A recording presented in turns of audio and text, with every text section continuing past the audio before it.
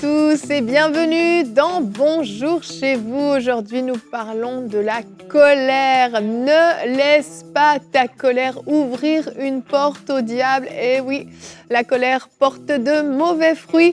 Et aujourd'hui, j'ai le plaisir d'avoir avec moi non seulement ma chère Nadine, mais aussi mon cher Yanis. Bonjour à tous les deux. Evelyne et Alors, Yanis. Hier, Yanis, Frank t'a introduit à merveille. Donc, je ne vais même pas essayer d'arriver à sa cheville tellement c'était merveilleux. Il t'a encensé, vraiment, vraiment. Ça va, Yanis? Ça va? Et toi? Oui, on est content. Ça va fort. Ça va fort. Très fort. Bienvenue chez toi, Merci. J'ai envie de dire. Oui. On est content de t'avoir encore avec nous toute la semaine froid. en plus. Dans le grand froid. Dans le grand froid. Écoute, c'est ça le Canada. Hein. C'est pour ça qu'on l'aime. Hein. Petit Français que tu es, là, -2. Ouh là là. Ici, on est habitué aux vraies températures. On fait les choses bien. Et, le chauffage est dans le cœur. Amen. Amen.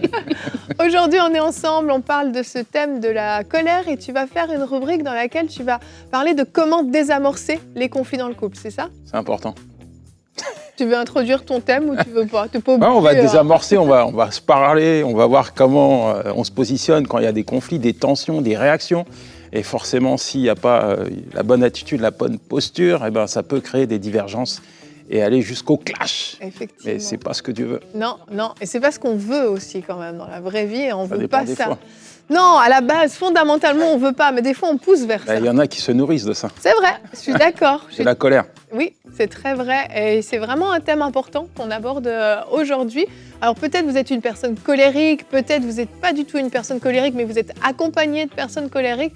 Peu importe, la colère en fait, on peut être une personne, oui, où on explose facilement, mais la colère, on va tous y être confrontés un jour ou l'autre. Il y a des personnes qui vont nous agacer, il y a des choses qui vont nous irriter profondément et notre attitude est super importante. Et donc on commence avec toi Nadine dans la pensée du jour.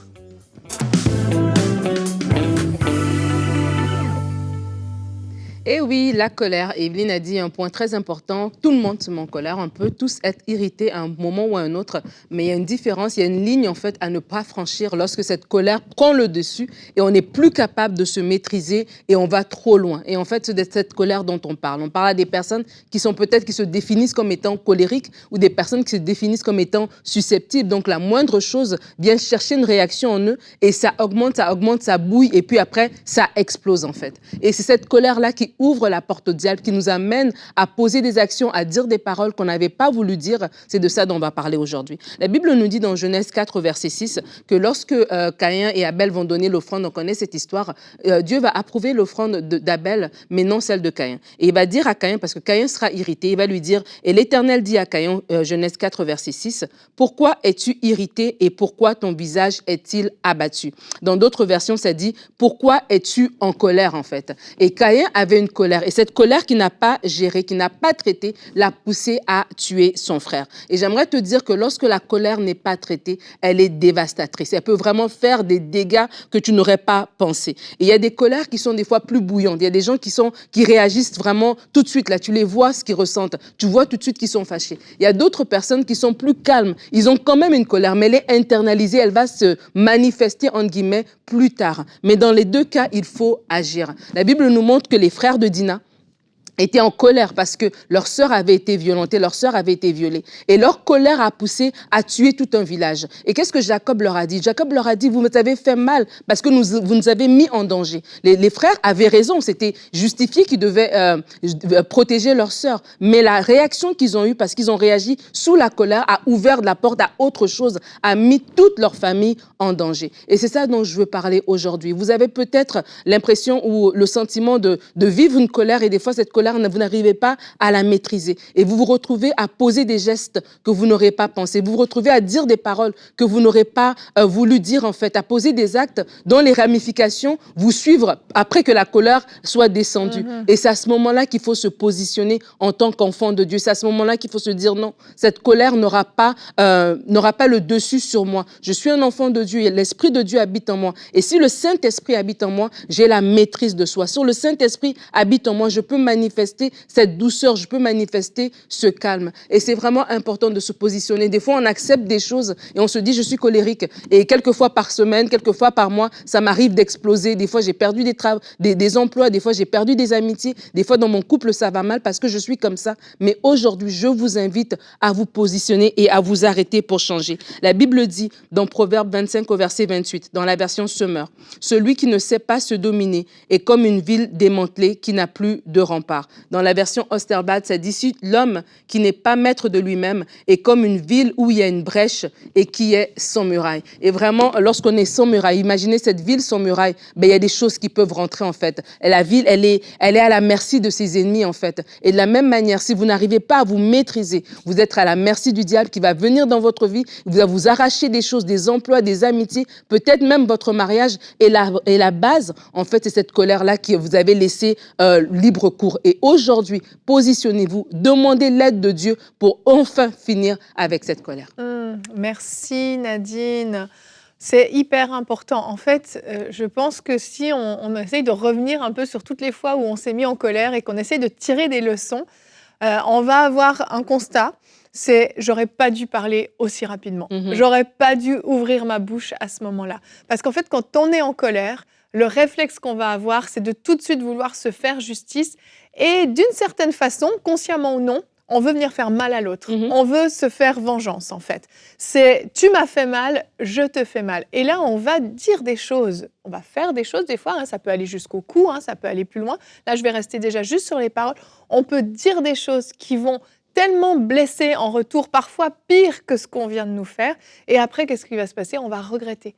On va regretter nos paroles. Et je vais être très transparent avec vous aujourd'hui, avec vous, toute la francophonie.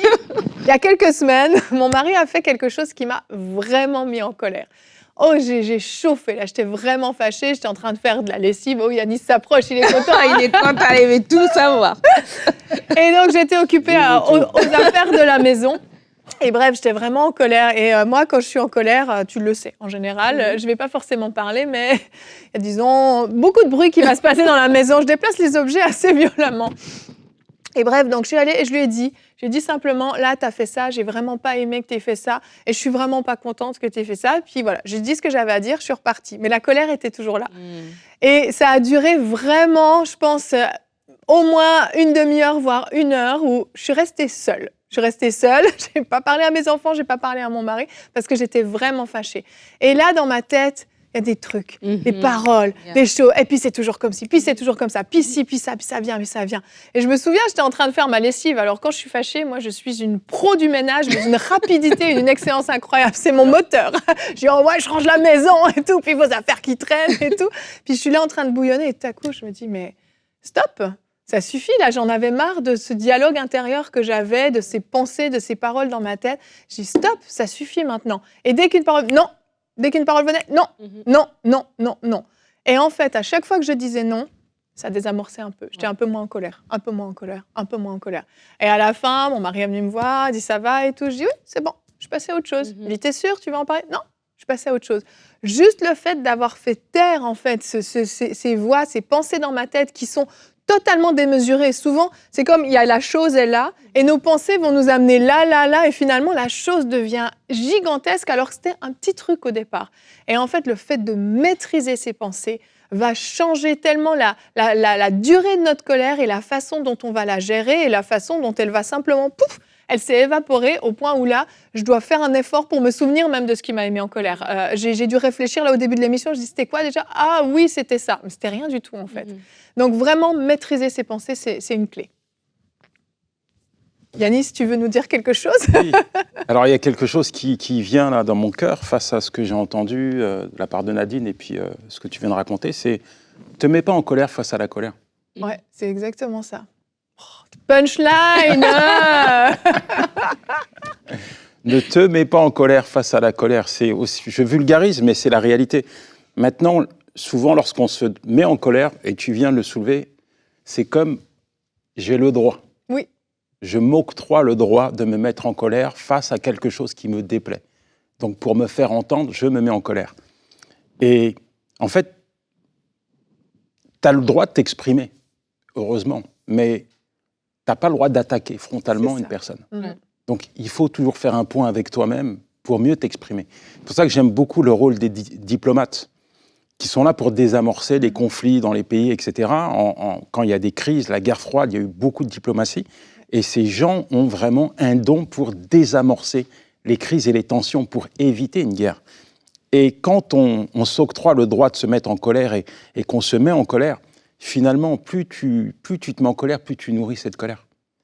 Et plus tu vas nourrir cette colère, plus ça sera difficile pour toi de désamorcer les conflits. Parce que forcément, ça blesse, il y a des paroles qui volent, qui fusent, qui cognent, qui font mal, qui frappent.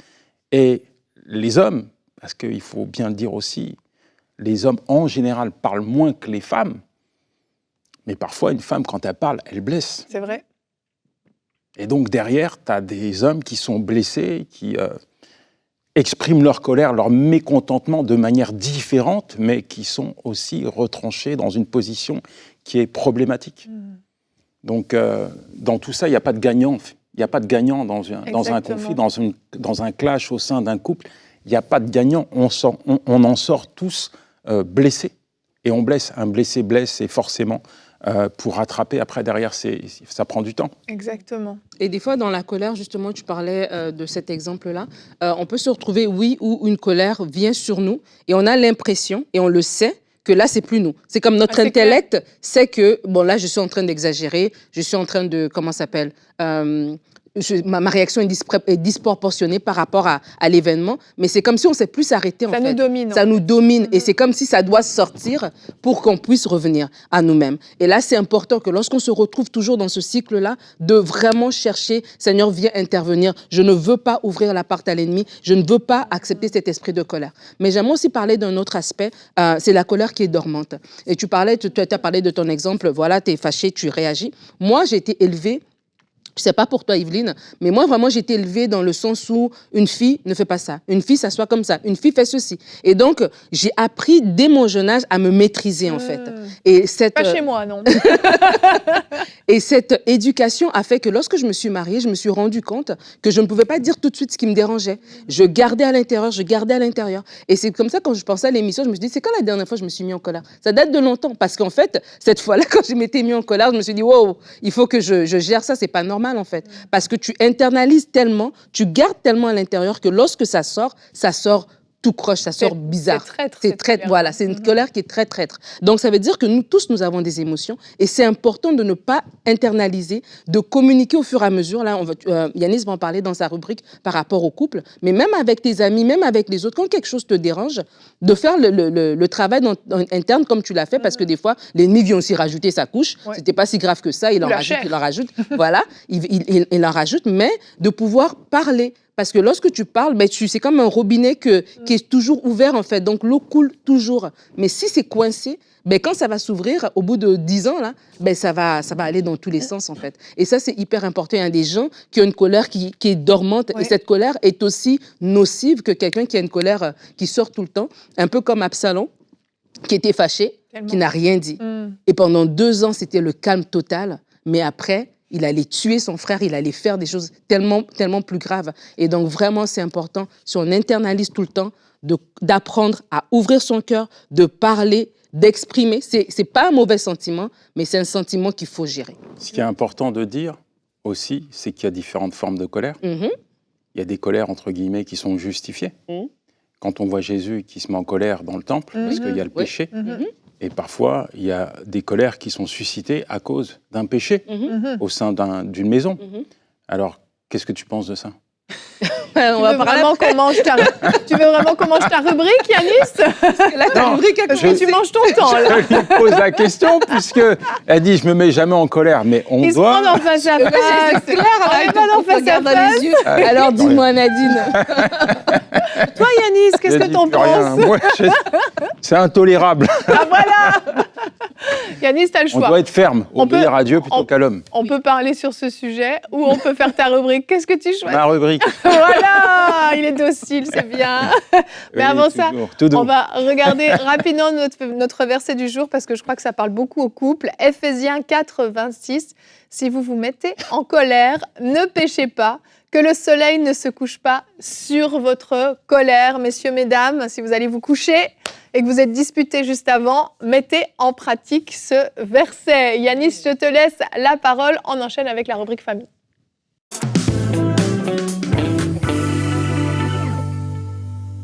Comment désamorcer les conflits au sein de votre couple? C'est le sujet qui m'a été... Apparemment, tu voulais aborder un autre sujet. Oui, on va rester sur ce sujet. On peut changer. Mais on pourrait le placer à l'intérieur, Ouais, puisque forcément, des fois, il y a des choses qui rentrent dans une maison C'est vrai. qui n'ont pas leur place. J'ai fait une nuit blanche hier, je me suis disputé avec ma femme, donc 5 h du matin, j'ai dû lui demander pardon. Non, c'est pas grave. T'étais déjà au Canada hier. Alors, la première chose, c'est qu'un conflit n'est pas synonyme de faiblesse. Hein. Ça arrive partout. Dans tous les couples, c'est arrivé il n'y a pas longtemps. Toi, ça t'arrive plus rarement. Moi, ça m'arrive régulièrement. Bienvenue dans le club, Yannick. Il y a des conflits. À partir du moment où il y a de l'humain, il y a des conflits. Parce que l'humain n'est pas parfait. À moins que tu le sois. Ah, demande à mon mari. Personne n'est parfait et on travaille justement à l'être. Chaque jour, on progresse. Mais il y a des conflits. Et souvent, quand on apprend à gérer les conflits, on s'aperçoit qu'il y a du fruit qui est porté derrière la gestion d'un conflit. Ça nous rapproche. Ça nous rapproche. Et le faire aiguise le faire. Et parfois, pour bien gérer les conflits, il faut apprendre à les désamorcer. Ça renforce également notre union. Il faut comprendre qu'il y a plein de raisons de conflit. Premièrement, des divergences d'opinion. On a tous, dans un couple, on a des divergences d'opinion sur des sujets qui sont terre à terre. La politique, par exemple. On n'aime pas parler de politique, mais parfois, dans un couple, l'un vote à droite, l'autre vote à gauche. L'éducation des enfants. On peut avoir des différences d'opinion. La belle famille. Quel mot on prend ta belle-mère? Quel mot on prend... Moi, j'ai une merveilleuse belle famille. Oui, non, on aime nos belles familles, mais tu avoues qu'il y a quand même dans un couple, parfois, la femme, elle est scotchée à sa mère. Et à un moment donné, la belle-mère prend le pas, tu vois. Et il ne faut pas qu'elle devienne trop envahissante. Il faut qu'elle prévienne avant d'arriver à la maison. C'est tout à fait normal. Message à ta belle-mère. On en rit, mais ça peut apporter un conflit au sein d'un couple. Donc des tensions, des différences de valeurs. Valeur de l'argent. Quand on a une femme qui est dépensière et un mari qui est plutôt économe. Ou le contraire. Mais continue. Le contraire, en général, c'est... Mais continue. Apparemment, il y a du vécu chez les Kaboulas. Donc, ou le contraire, si tu veux, ça peut créer des conflits. Le travail. T'as un mari qui passe son temps à travailler, il délaisse sa famille, sa femme, ses enfants. Ça peut créer des conflits. Bref, différence de valeurs peut également entraîner des conflits. Besoin d'attention. Un homme a besoin d'attention particulière, peut-être qu'il a besoin plus d'affection, plus de soutien, d'encouragement, de motivation. Une femme également, besoin de prendre du temps de qualité dans le couple. Quand on a des choses comme ça qui ne sont pas équilibrées, ça peut créer des tensions et qui sont parfois difficiles à gérer, des conflits spirituels. Quand on a une femme charnelle et un mari spirituel. Ou l'inverse. Ou l'inverse. Je veux dire comment. C'est compliqué. Et ça ne veut pas dire que l'homme ou la femme qui est charnelle n'est pas chrétienne. On peut avoir un homme qui aime prier, une femme qui n'aime pas prier. En fait, ils sont chrétiens tous les deux quand ils sont à l'église, et puis à la maison, tu en as un qui est charnel et l'autre qui est spirituel. Donc forcément, ça va créer des conflits. Donc la première chose que je voudrais dire, c'est l'unicité. C'est-à-dire, on est différent, on est unique. Ton mari, c'est pas ta photocopie. Ma femme, c'est pas ma photocopie. Et le vrai problème, c'est que parfois, on a du mal à comprendre l'identité de notre épouse, notre époux. Et on essaie de la robotiser. C'est-à-dire, fais comme moi, prie comme moi, agis comme moi, comporte-toi comme moi, mange comme moi, nanani. Mais c'est pas ça. Il faut respecter le caractère, l'identité de ton mari, ton épouse. Et cette unicité fait justement l'harmonie et la richesse de votre couple. Donc, il faut le comprendre, ça, que ta femme, ton mari, n'est pas comme toi. Et n'essaie pas de la rendre comme toi. Accepte-la telle qu'elle est. C'est vraiment quelque chose qui est important. Alors, parmi les exemples que j'ai pris, moi, personnellement, j'ai connu tout. J'ai connu toutes ces divergences d'opinion, de valeurs, bref. Mais aujourd'hui, après des années de vie de couple et des gestions de conflits répétitifs, j'ai appris que finalement, derrière chaque conflit, il y a une croissance, il y a une opportunité de croissance. Et je suis arrivé à un stade où je lâche prise. Lorsque je sens qu'il y a un conflit qui se fait ressentir, je lâche prise. Alors, on peut parfois se dire, on est spirituel, on a du discernement, on est mature, etc. On voit le conflit arriver, mais parfois, c'est les détails. La télécommande de la télé. Qui ne s'est jamais disputé à cause d'un programme télé? On n'a pas la télé à la maison. Donc... Non, mais, je veux dire, tu as déjà regardé la télé. Je veux dire, moi, aujourd'hui, la télécommande, elle ne m'appartient pas. J'ai lâché la télécommande. Parce que avant, s'il y avait un programme Hercule Poirot, un match de foot, je pouvais rentrer dans un conflit avec ma femme. Wow. Je veux regarder, je veux imposer mon programme. Aujourd'hui, la télécommande ne m'appartient pas. Pour te dire que je suis... Tu as choisi tes combats. Ouais, c'est pas un combat, non, mais je veux dire, je crois que la compromission, c'est lâcher prise. Lâcher prise sur les détails. Parfois, les détails nous minent, nous polluent notre relation, notre union. Ils sont là juste pour nous bousiller le temps présent. Il faut apprendre à gérer le conflit dans l'amour. Marie, aimez vos femmes comme Christ a aimé l'Église. Et c'est donné pour elle. Éphésiens 5, verset 25. Donc, l'amour, c'est l'amour aussi en action. Pas simplement en parole, mais en action. Parfois, il faut se mettre à la place de sa femme. Ta femme n'a pas la même attente que toi. Elle n'a pas les mêmes besoins que toi. Essaye de la comprendre. Essaye de réellement développer de la compassion pour ta femme. Une femme, je catégorise pas là, mais une femme qui passe son temps à la maison parce qu'elle doit gérer les enfants, parce qu'elle doit gérer les papiers, etc., elle fait un travail qui est pénible également. C'est une grosse charge. Toi, tu arrives du travail, tu veux que madame t'ait fait à manger, tu veux qu'elle ait fait le repassage, le ménage, etc. Mais mets-toi à sa place. Mets-toi à sa place, prends ton tablier, va faire le ménage, va faire la nourriture, va t'occuper des enfants, soulage-la, et puis elle ira faire du sport, ou elle ira voir ses amis, ou elle ira à l'église. Mais mets-toi à sa place. Des fois, tu rentres, tu fais abstraction de tout ça, tu veux que ta femme soit à ton service, et tu t'étonnes pourquoi il y a des conflits. Mets-toi à la place de ta femme. C'est vrai, c'est pas vrai, Evelyne? C'est vrai. Ah, ça, c'est un bon point pour moi. C'est un bon point. On doit être patient et compréhensif. Patient et compréhensif. Peut-être que face à une tension, la meilleure des réponses, c'est fais preuve de patience. Il y a des choses qui sont dans le cœur d'une personne. Parfois, il faut de la patience pour désamorcer quelque chose qui s'est ancré depuis un certain temps. Peut-être une blessure, on en parlait tout à l'heure, peut-être une parole, une attitude mauvaise qui a blessé ta femme ou ton mari. C'est là, ça s'est installé. Prends le temps, fais preuve de patience. Écoute. L'écoute, elle est importante et on va en parler après, mais vraiment, c'est important de développer une communication efficace. S'il n'y a pas de communication, il n'y a pas de relation. Il n'y a pas de communication, on ne se comprend pas, c'est la tour de Babel. Chacun parle, mais personne ne se comprend. Et combien dans leur foyer, c'est la tour de Babel? On a perdu le contrôle. Hier, je prenais l'avion, je me disais, il y a une tour de contrôle à chaque fois qu'il passe. Dans un pays, il y a un checkpoint avec la tour de contrôle et c'est ça qui va permettre à l'avion d'être dans la bonne trajectoire et d'atterrir au bon endroit. Mais chez toi, c'est la même chose. Si tu as une vision, tu dois communiquer. Si tu n'as pas de vision, tu ne communiques pas. Si tu ne sais pas où tu vas, ça part dans tous les sens. Donc parfois, la meilleure chose pour apprendre à gérer les conflits, c'est la communication. Qu'est-ce qui ne va pas? Qu'est-ce qui ne va pas chez toi? C'est quoi ton problème? Faut le dire avec un peu plus de douceur, parce que moi, ça me brusquerait un peu, là. Non, mais parfois, il y a beaucoup de non-dits au sein d'un couple. C'est vrai. Et non-dits sont des mots qui cognent, qui frappent quand ta femme, elle est là, elle parle pas, elle est enfermée dans un mutisme. Mais qu'est-ce qu'elle a? Essaye pas de la secouer pour qu'elle ressorte des choses qui sont sur son cœur. Pose-toi, écoute-la, parce que communiquer, c'est aussi écouter. Oui. Écoutez, est-ce qu'on peut le dire ensemble? Il faut que j'écoute. Il faut que j'écoute. Non, mais mon frère, mais c'est vrai, c'est très vrai. Que tout ce que vous dites soit fait avec amour. Et ça, on pourrait en parler. Parce qu'il y a beaucoup de personnes, quand ils commencent à communiquer, c'est pour attaquer. Ouais. Communiquer, c'est pas attaquer.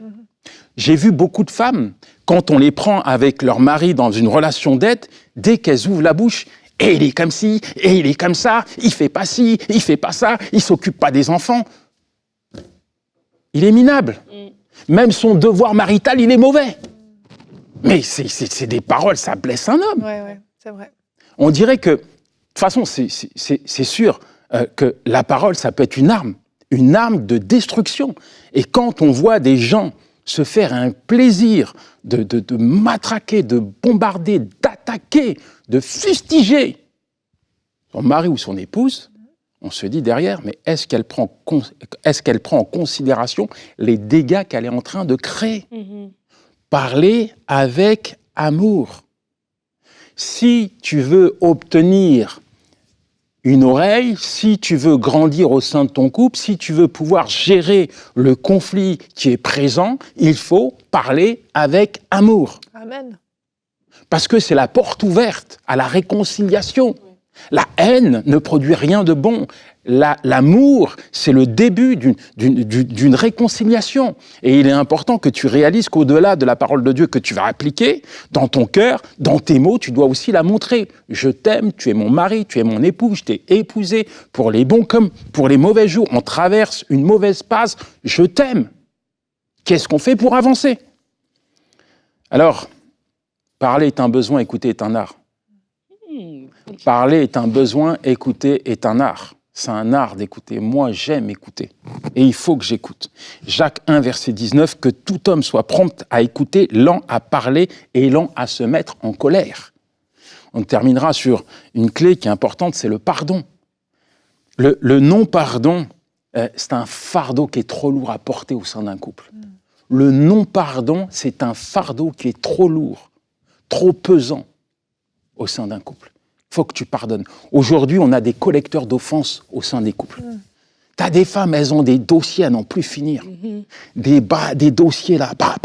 Quoi, t'as encore fait ça, hein? On est en 2023, t'as la même attitude qu'en 1976. Tu crois que j'ai oublié? Même si la sœur Yveline a dit « Ne vous couchez pas sous la colère », moi j'ai encore ce dossier, ça fait 30 ans que je dors avec. Tiens. Et le pardon, il est où? Il est où le pardon? Le pardon est la clé de la réconciliation. Le pardon te permet de désamorcer un conflit. Alors juste, pardonne-moi ma sœur, je veux juste prier, je sais que j'ai même pas. Seigneur, merci pour tous ces couples qui nous regardent. Je crois qu'au travers de tout ce qui a été dit, tu as une parole pour chacun, tu as une parole pour nous. Je prie pour tous ces couples qui traversent des moments difficiles, des moments conflictuels. Je te demande, Seigneur, de venir parler à leur cœur afin qu'ils puissent mettre en avant ton amour, mettre en avant ta paix, mettre en avant ton pardon, Seigneur, mettre en avant ta douceur, mettre en avant au sein de leur couple ta volonté, Seigneur. Tu es le Dieu de l'unité, tu es celui qui unit, Seigneur, alors que ta gloire, Seigneur, puisse jaillir au sein, Seigneur, de ces couples qui sont en difficulté. Pose ta main sur ces couples et que la paix et l'harmonie puissent être leur quotidien dans le nom de Jésus. Amen. Amen. Amen.